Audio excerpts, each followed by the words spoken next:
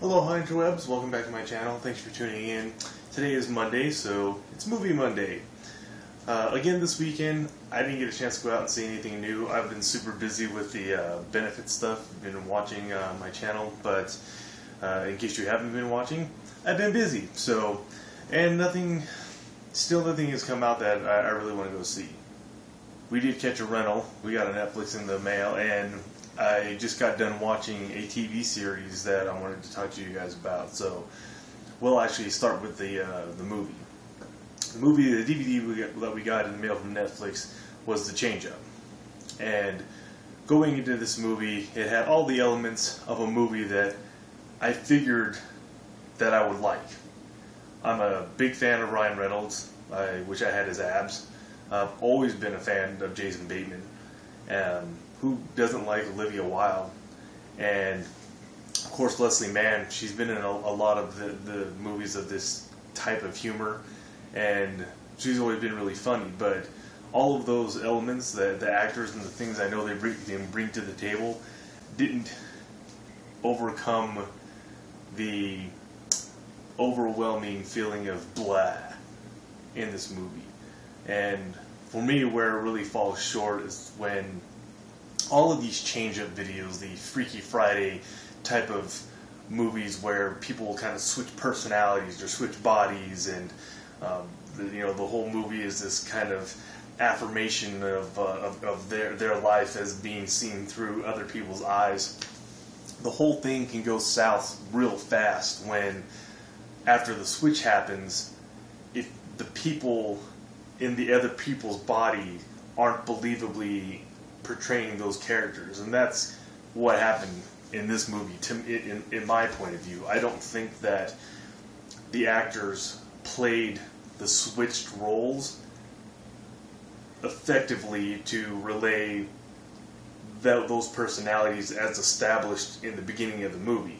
When the beginning of the movie rolls out and the two characters are who they're supposed to be, they've already established a personality for that character. When they switch, the opposite actor isn't keeping up with those pre-established personalities, so it's hard to believe that that's who they are, and they're not just themselves acting like a dumbass version of themselves. So it fell short in a lot of different ways. It had its funny parts, and you get a lot of. You get some pretty good Olivia Wilde naked, not completely 100% naked, but some decent butt shots, and there's some sexy time footage in there of the Ryan Reynolds character trying to be like a womanizer, and even Leslie Mann is at some point or another. You get boob shots, and she's naked. Even all the naked chicks in this movie doesn't make up for the lack of believability in the characters. It just wasn't a very well acted movie. Can't necessarily say that it was a directorial or a cinematographic problem, but the acting fell short, and that's where it lost me. I did watch the whole thing, and I'm glad it was my free DVD in the mail for Netflix, but not the greatest. I wouldn't recommend seeing it unless you are really, really into those switching genre movies, like the Freaky Friday type of thing, and it just wasn't doing it for me. On the other hand, there is another hand in the webs, and on the other one, I just got done watching season 1 of Wilfred, and I know that's not a super new show, and for some reason I had been putting off watching it for a while, and I don't really know why. I think I had some kind of psychological block in my head against Elijah Wood, but I got over it and I watched it, and I really enjoyed it. I think it's really funny. I think it's really well written, and Elijah Wood in it is pretty good. I guess I just still have a problem with the Frodo Baggins thing.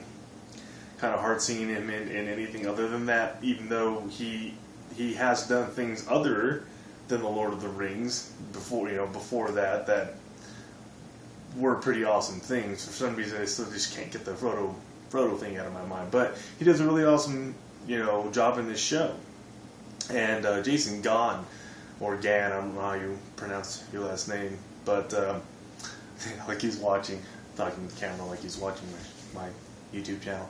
But he is awesome, and it's kind of like the Ted thing, It's a talking dog, and the world sees the dog as a dog, but the Elijah Wood character sees the dog as a guy dressed up in a dog suit.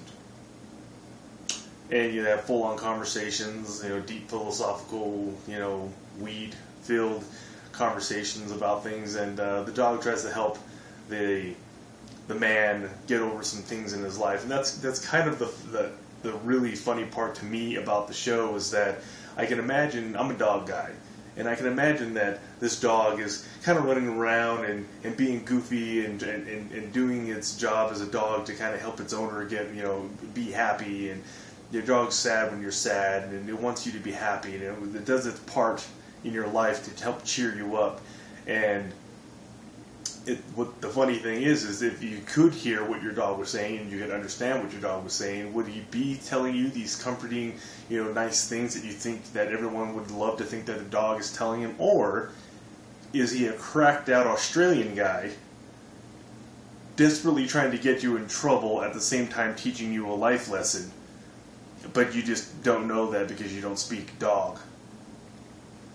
So the show is hilarious to me. I pretty much laugh all the way through it. I would suggest anybody who, and not necessarily if you enjoyed Ted, you'd enjoy this. It's not just the talking bear, talking dog analogy, but it's kind of that same sense of humor. And since it was on FX, they get away with a little something more than you would in regular, network television. So they're able to kind of push the envelope a little bit wider on this one, so it's funnier to watch.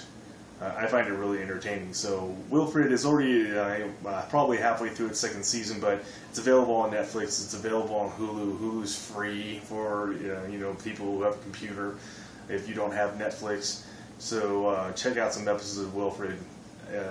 They come highly recommended. It's a funny show. The Change Up, not so much. Really wasn't that good. So another failed rental movie for this week. But thanks for stopping by the channel. I appreciate you tuning in, interwebs. Peace out. Enjoy the rest of your week. We'll catch you at the next video, and don't forget to subscribe to the channel.